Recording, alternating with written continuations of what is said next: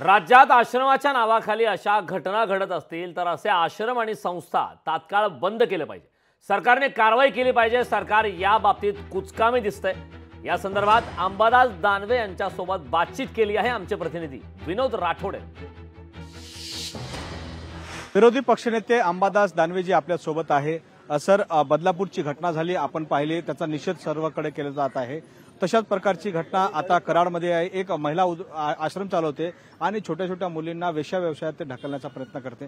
कायदा सुव्यवस्था या ठिकाणी मोठ्या ऐरणीवर आलाय। ते दुर्दैवी अशा पद्धतीने कोणी जर करत असेल अशा संस्थेवर त्वरित कडक कारवाई केली पाहिजे आणि अशी संस्था बंद केली पाहिजे। कराडमधली ही घटना आहे साताऱ्यामध्ये आणि साताऱ्याचे मुख्यमंत्री आहे या ठिकाणी पाहायला मिळत आहेत की अशाच प्रकारे त्या जिल्ह्यामध्ये जर अशा घटना होत असेल तर कुठे ना कुठे हे दुर्दैवी असं कुठे हो घटना या घटना झाल्या नाही पाहिजे। ज्या करणारे त्याला कडक कारवाई झाली पाहिजे। सरकार अशा घटना थांबवण्यास का कुचकामी आहे असं वाटतं तुम्हाला? सरकारच कुचकामी आहे।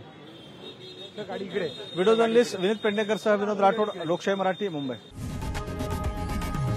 लोकशाही मराठी, ऐका, पहा, जागरूक रहा।